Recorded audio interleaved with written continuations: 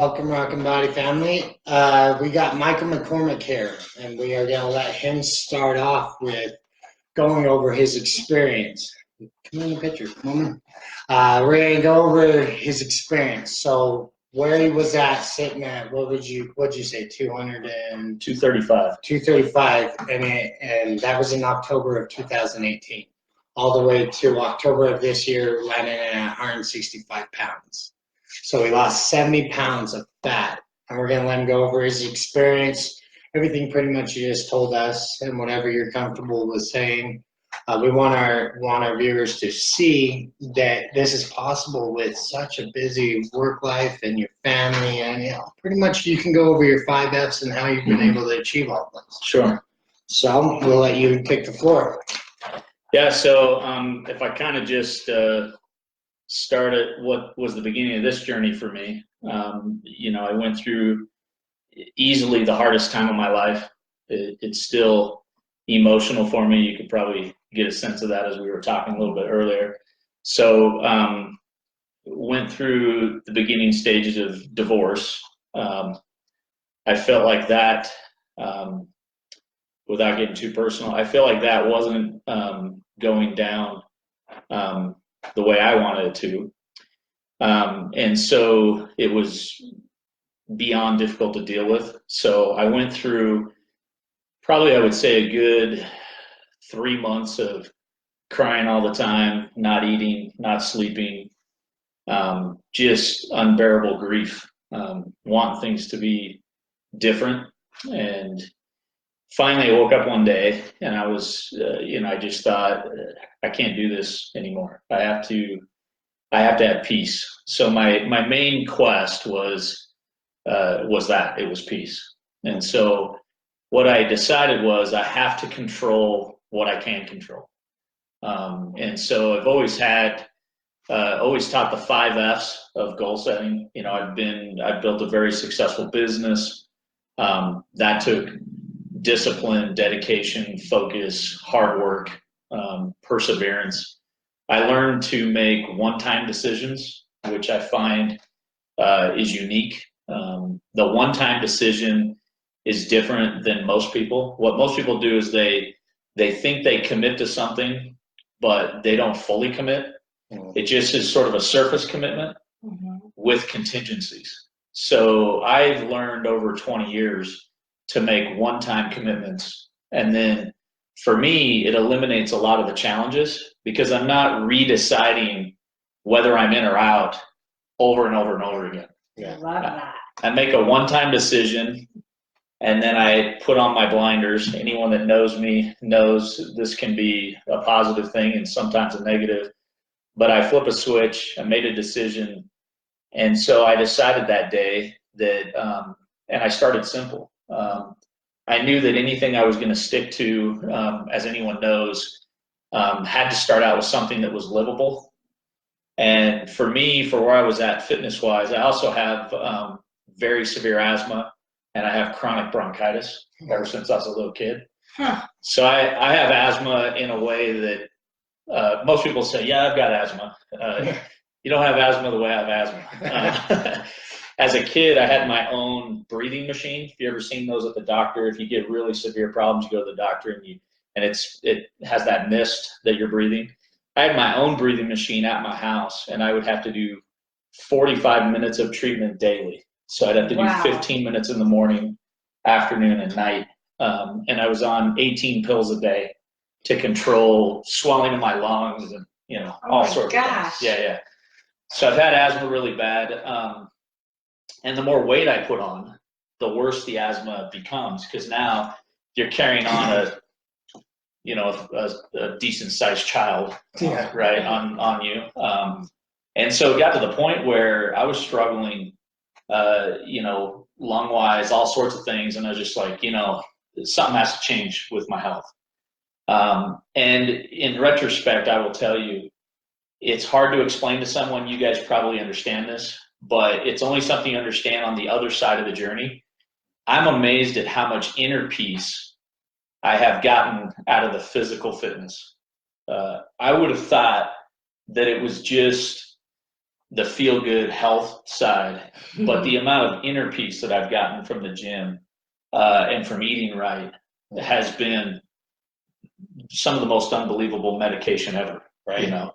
And so I would say to anyone that's suffering from depression or anxiety or going through a major tough time at rock bottom in your life, there's no way better to medicate than to eat right and start to exercise. And you don't feel like it. Right. So the last thing you want to do. Yeah, I certainly didn't feel like it. And one of the things I've learned is that what successful people do, and see, I've done this stuff in my business life. All I needed to do was I needed to aim this at my fitness life, right, at my health life. So all these principles of success are universal. It applies in faith, family, fitness, finance, fun, the 5 F's. And so once you learn these, you can just aim them at whatever. So somebody who in the past, anyone who's viewing this, anyone who's had success in any endeavor, right, whether it be sports or family or faith or business, just those fundamental elements, those characteristics that help you to be successful can be aimed at anything. And I'm telling you, the rewards from doing it in fitness and nutrition are among the top of anything that you can apply it to. And so when I got into business, I simply made business my sport because I was always an athlete. And so I just saw it as, this is my sport now. So I stopped playing. I played soccer pretty well my whole life, was fairly good at it, played baseball and softball and did a bunch of other things. And so I just made this my sport, the business world. And so when that critical day hit where I was at rock bottom, I just said, I got to turn my, what I know now to myself. And I've got to develop a plan to find peace and control what I can control. And so initially I said, I'm just going to do portion control as step one. And I'm going to start drinking only water, and so I started disciplining my water. And I'm going to make a conscious effort to avoid sugar intake. Those were the 3 initial decisions I made. And I'm going to start exercising. I'm going to try to, to go to the gym 5 days a week, and so that's what I did. I made a one-time decision. That's where I was going to start. So I basically just kept eating the things that I was used to eating. I just had a rule that I would never eat and get full, that I would only eat until I wasn't hungry. And it sounds like a very little step, but it's actually a bigger deal than most people think. Yeah. I was used to growing up poor, and we had some struggles as a family at one point. I'm not growing up poor, but we went through a time that was very, very much of a struggle financially. And during that time, part of the message is, and my parents pretty much always had this message like, hey, eat what's on your plate, Right. Eat your food. We don't waste food, And so that challenging time financially kind of created some bad eating conditions for me in retrospect, where the need or the want for food, and to get full became a habit. Yeah. And so what I did was I'd sit down and start eating and didn't realize that pretty well every time I sat down to eat, I would finish everything on my plate. And so I had to tell myself, it's okay not to eat everything on my plate. And so I would eat, and as crazy as it would sound, I would ask myself, am I hungry anymore? And when I would say, no, I don't think I'm hungry, I would simply stand up. If I was at a restaurant, I'd stand up and I'd get rid of the food. I'd put it away from me, and I changed my shopping, things that I started looking for. I stopped bringing sugary items home. If you can get past the grocery store, it's a huge win, right? Yeah. So I started being more selective, and as I started to gain some momentum, and I went from 235 down to about 215, I started feeling like I had some momentum, and I felt better. I actually started taking my asthma medication less. Cool. And I noticed that for sure. I was then down to a point where I was taking long-term steroids, morning and night, and then rescue inhalers 6-7 times a day just to function. and you're not supposed to take those, like, you're not supposed to take them 6 or 7 times a week, right? You start taking them that often a day, you potentially have heart problems, you know? And so that started to diminish, and I started just feeling better. You know, I liked the way I looked more, so that was positive emotionally. And then I started doing research. Is like, you know, I've got to set goals. I've got to decide that this isn't enough. So I got to take it up a notch. And so I set a goal, and the goal was, you know, I remember the first big goal was I got to get below 200. And then at that time I believed wholeheartedly in my mind that my highest of abilities was to weigh 190. And I've always had maybe a slightly more stocky build. I carry a little bit of muscle, even as an unfit guy. But I thought 190 was like the bottom of the barrel for me. Like man, if I was at 190, that was it. That was tapping me out. And so to get to 200 was a big deal. Yeah. And so I got online and I started looking for resources, and I found an online company, and I did a little profile questionnaire with them, and then it kind of occurred to me, it just hit me. I was like, you know, in business, one of the biggest things that I've attributed my success to was having mentorship. You know, the best way to get from where you are to where you want to be is to take advice from somebody who's already there. Right. And I've done that in business. You know, what I do professionally still now is I learned many years ago how to help people financially by, you know, investing properly and getting out of debt and having proper insurance protection. And, you know, I gained some real knowledge through getting mentorship. I gained knowledge about how to help people with their money in ways that most people don't have a clue. Right.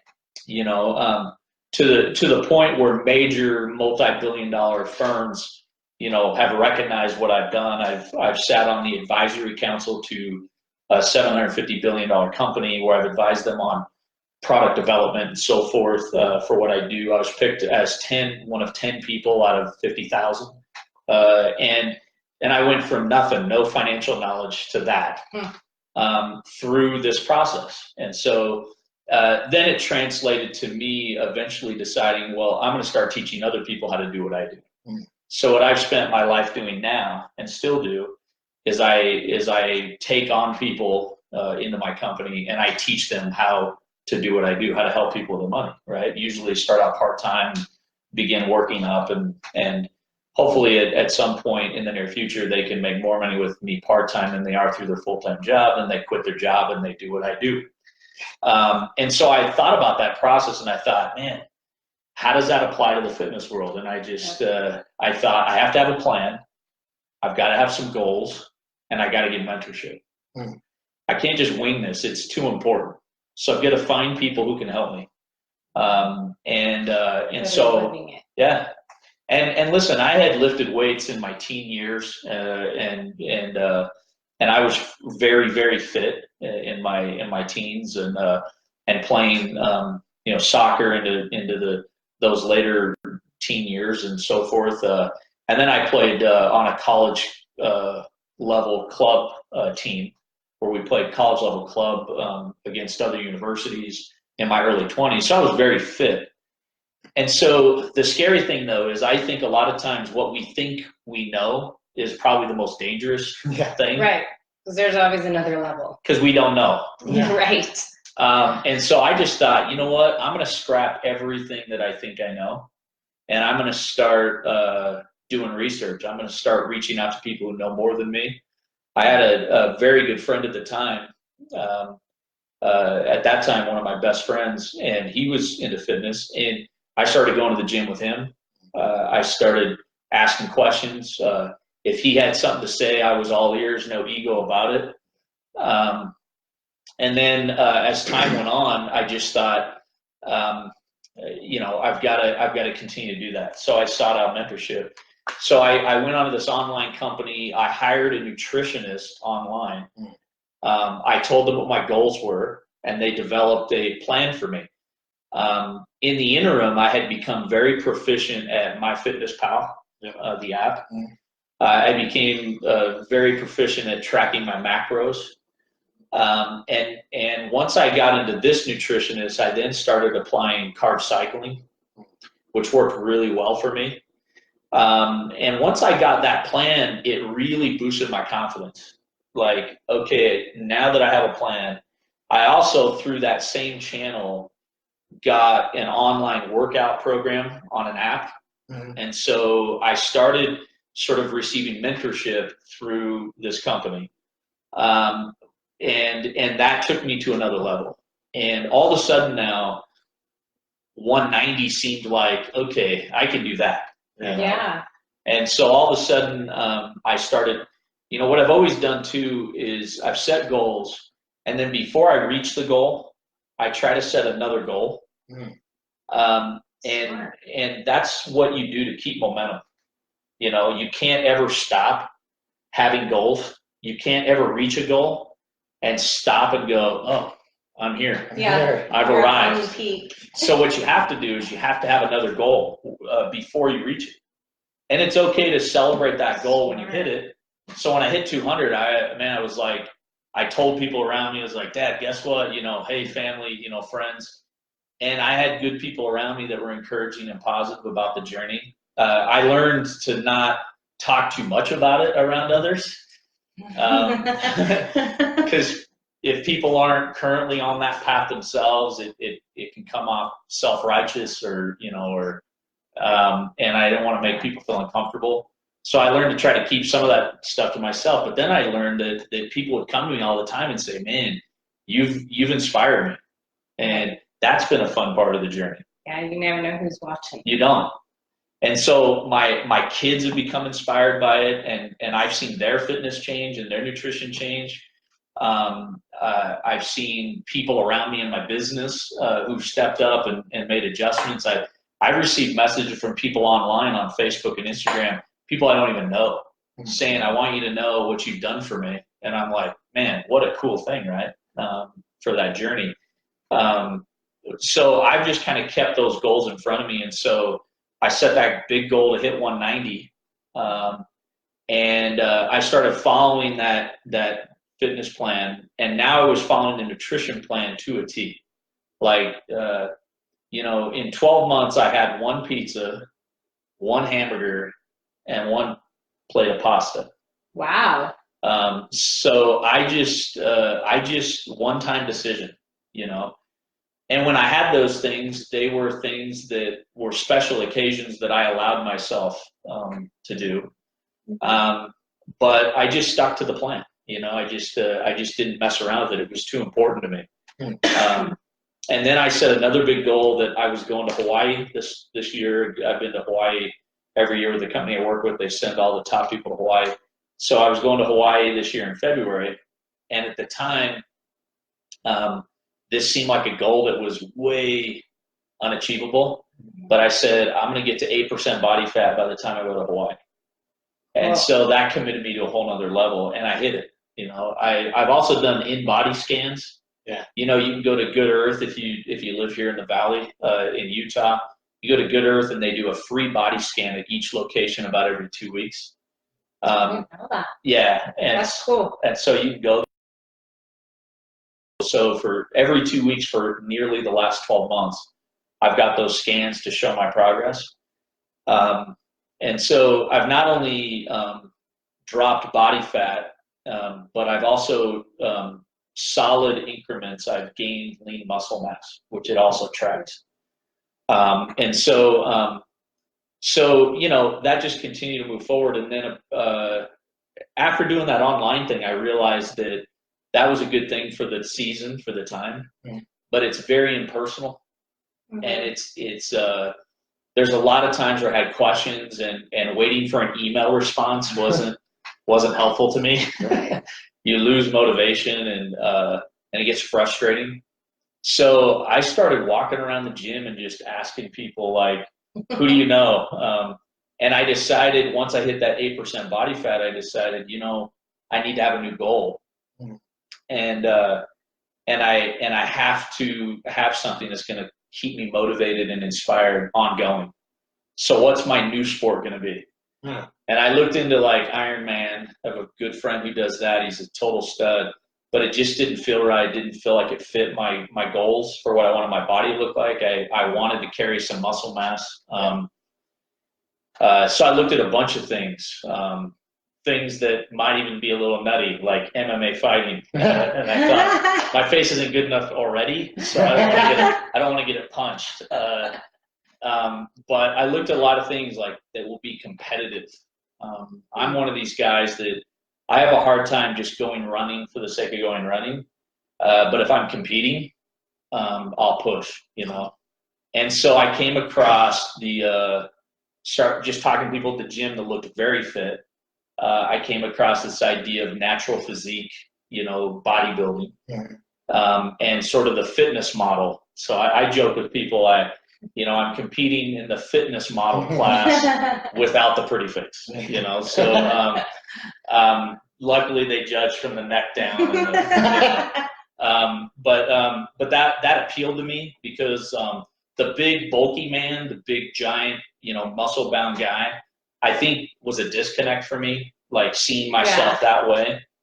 But I did want to see myself as very fit and something that I could do ongoing that was a healthy lifestyle, but also competitive. So to finish that off, about 5 months ago, just walking around, I walk up to a guy at the gym, Big C, shout out to Big C. We all love him. Yeah. I see this moose of a man. 6'2". 6'2", 240. We call him Black Panther. He's our superhero. Yeah. So I see him at the gym, and I'm already in this condition of this is too important for me to beat around the bush, and so I'm just going to talk to people that I know, and it's clear that he knows more than I do. Right. Turns out he's a pro bodybuilder. And I walked up and I just said, "Hey, I was wondering if I could ask you some questions." And what a nice guy. All right. Right. I was a little intimidated, like, you know, maybe he won't be a nice guy. He's a big dude. Very nice guy. And I said, you know, I'm thinking about getting into the NPC, and I was wondering if you knew anything about that, or you could refer me to somebody that could train me. I just want to ask some questions. And he said, "You know what? Come to the gym tomorrow at, you know, in the morning. Meet me here at 5:30, and we'll talk. We'll go from there." So I showed up. We really didn't talk a ton, but I worked out with him. I think he just wanted to see if I could hang. Yeah, probably. Like, is this guy going to cramp my style? Is he going to hold me up too much? So we worked out, and afterwards I said, "Hey, you know," I was like, "Where are we at?" He's like, "Here's this relationship going." And he said, I'll train you." Cool. And so pretty well almost every day for the last 5 months, twice a day, I wake up at 4:45 in the morning, though I don't have to, because I totally control my time. But there's something also very empowering about controlling when you wake up. I went through a lot of years of waking up late because I could, and it doesn't feel motivating. It doesn't feel positive.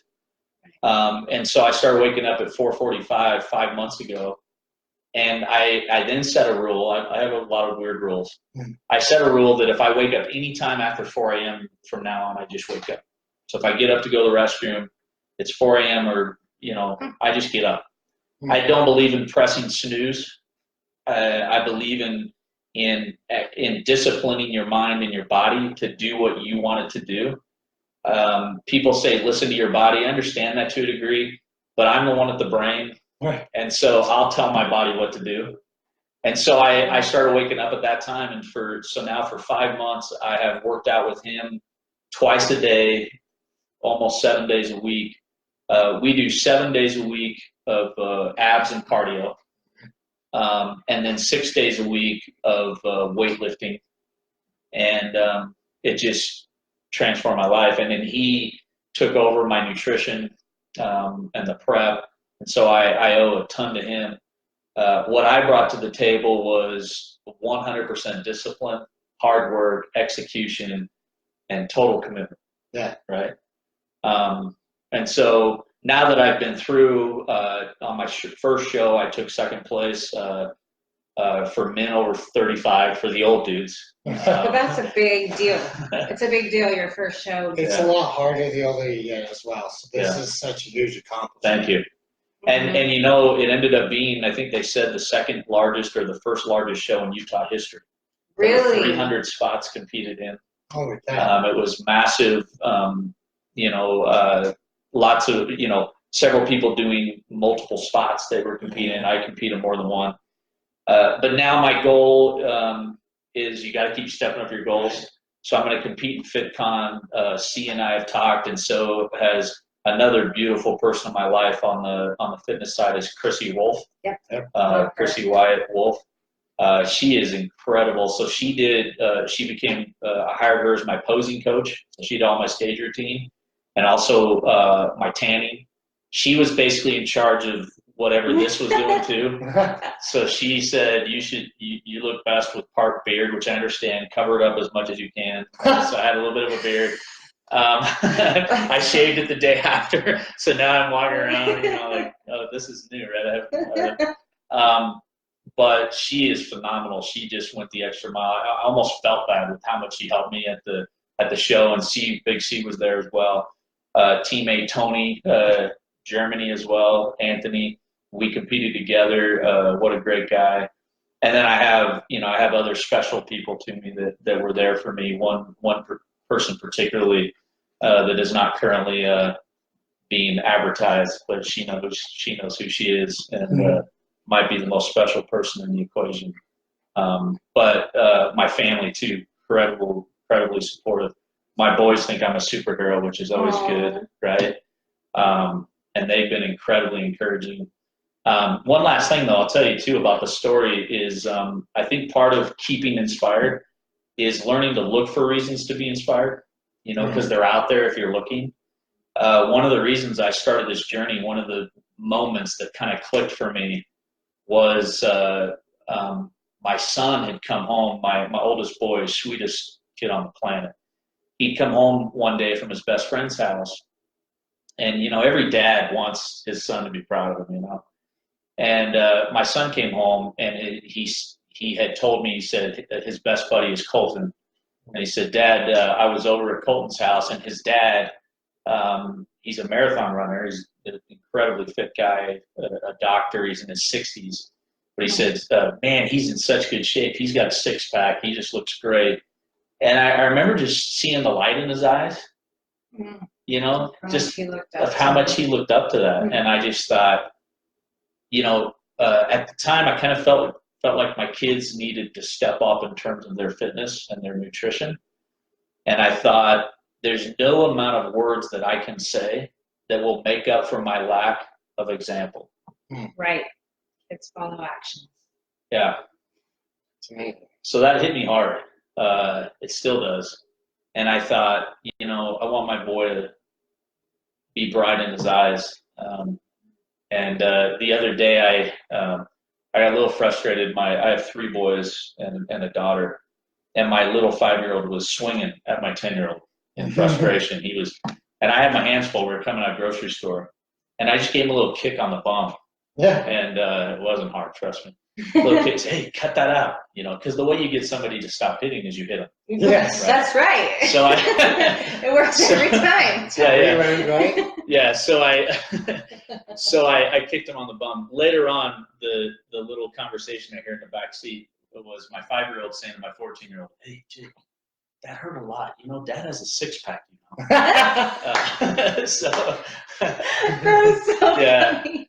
So to see the look on my boy's face, to be able to pull up the shirt and say, "Hey, look at this 6-pack," to send photos of the progress, and then to see them care about these things, and I've learned to cook quite well. Nice. On my resume now, and that's been a great change. I actually enjoy it. And so I do a lot of my own food prep now. I've just become educated about what you should and shouldn't eat and what's good and what isn't. Yeah. And that's changed my life. And in case you guys are wondering, this is what he had before, and this is what his kid's going to look up to. In 1 year. 1 year. 1 year of progress. 70 pounds. Incredible. 70 pounds. And you know, I don't think there's any coincidence. I think there's God incidents. And I was at 235 at my heaviest a year ago. And I don't think it was a coincidence. Sorry.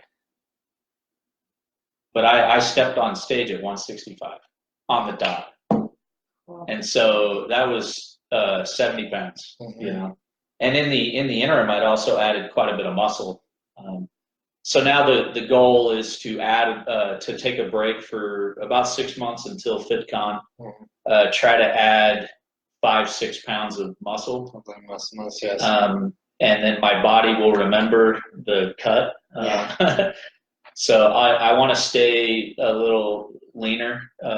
14 weeks out of this one, I was at 187, almost 188. And then I dropped all the way down to 165. It was quite a drop in 12 to 14 weeks. So this time we're going to stay below 180.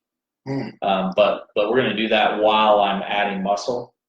So it'll take just following nutrition the right way, exercising right. And then I think a year from now, I should be able to add 10 to 12 pounds, which would be a lot for my frame, as you know. And then I'll probably stop adding mass because I still want to be able to, you know, scratch my nose and, you know, Feel function reach behind your back. Yeah, I want to add a little bit, but I don't want to get too bulky. So, but the main goal is to stay fit. My lungs have never been better. I'm literally on a quarter of the medication I ever took. Now I pretty much almost never take a rescue inhaler. The more fit, my cardio is just killer. Like I can go like a madman. I did 20 miles of hiking with 3,000 feet of elevation gain in just a few days, about 3-4 weeks ago. And I felt like my heart rate was like resting heart rate. I mean, it was just incredible feeling to be fit and to eat right. It's just changes your life, you know, so much energy. But those 5 F's, you know, faith, family, fitness, fun, finance, faith, family, fitness, fun, finance. Yep. They all affect one another. Right. So what you do in one carries into some momentum in the other areas. And I found that to be true. Precisely. I mean, you came from a business standpoint where you did everything, just like you explained, you went from finding the best person in business to follow to finding Clement, and then same thing. And you probably did follow with the family and fun. Mm-hmm. I don't know how you follow somebody for fun. I mean, my sense of fun is different than hers. It's all right. You gotta find your own there. But I mean, that is so exciting, and by far, thank you so much for coming. You've been the best interview we've ever had. You already were so much prepared. We didn't even have to guide us at all. I know, this is amazing. Crap, he's answering every question I had, so it was fantastic. So you placed second, which is outstanding. It's not really heard of. People that compete for the very first time, especially with what you came from. Yeah.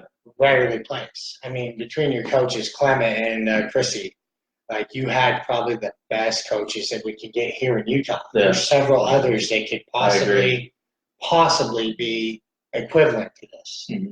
I mean, Chrissy is outstanding, and she's one of Rachel's dear friends, and I've seen what she's been able to, and what a wide range between females and males. Like she knows both. Yeah. She could do me by my posing as a male bodybuilder, you as a men's fitness, and Rachel in bikini. She could coach all three.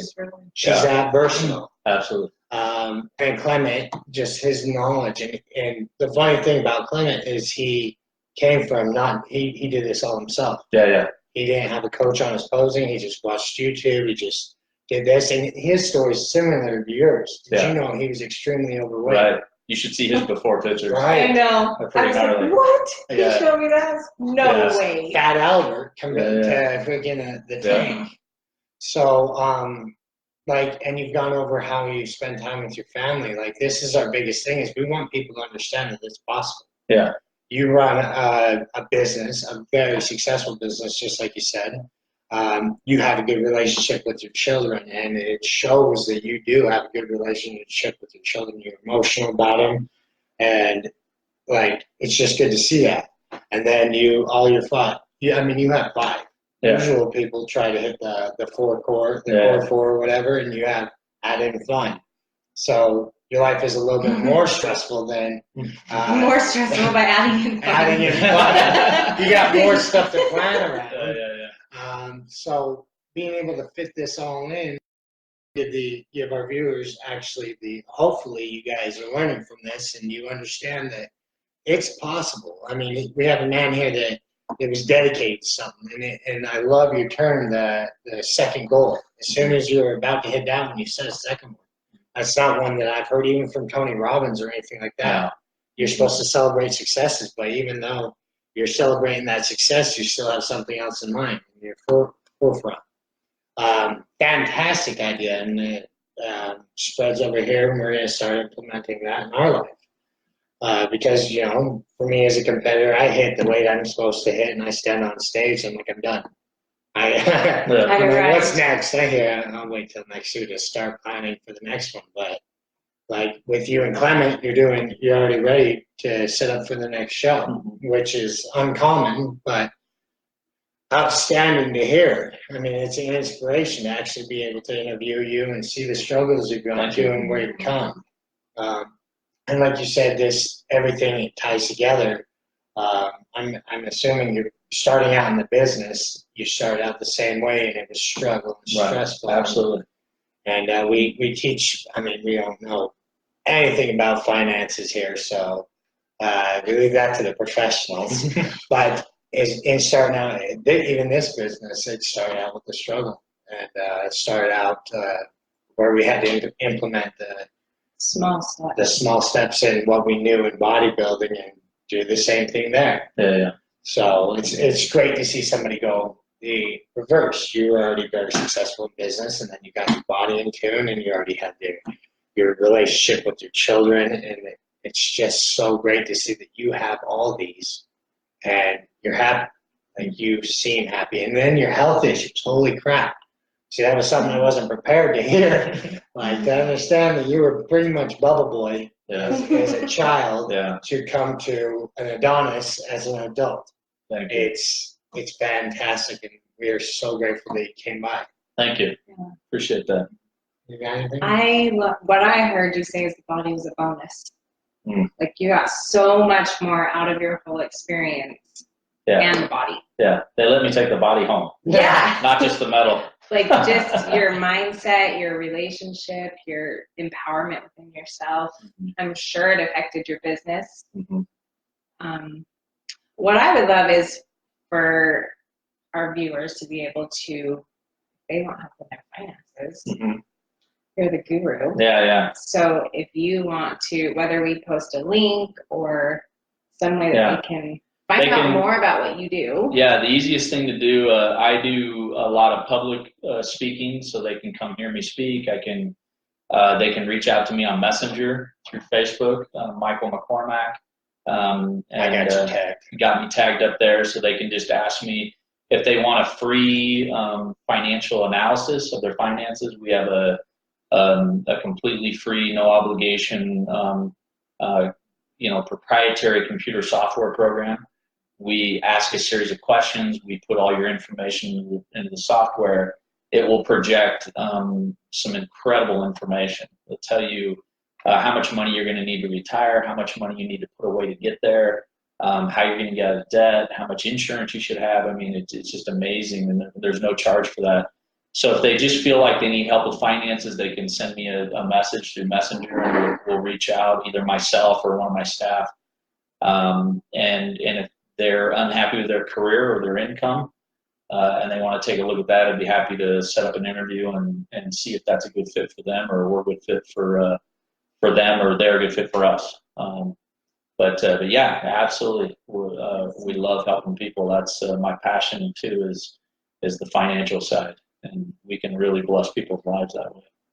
That's fantastic. Awesome. You guys know he's got the discipline, and the heart. So thank you so